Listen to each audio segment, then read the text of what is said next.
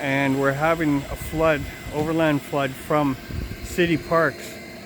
First of all, it's entering this neighbor's yard here, creating a lake coming under the fence and into the window well of the neighboring property, number 27. The source of the water is this river channel right here coming down the park slope. Elevated position, and all the snow is melting and coming into this neighbor's yard here. Extremely large amount of water, and into this property as well. So right now we have 3 submersible pumps going and a flood master.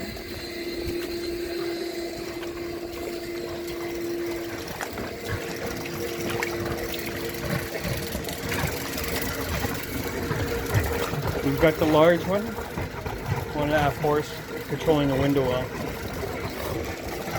The small 0.5 horsepower Mastercrafts. And here's the flood master hose here.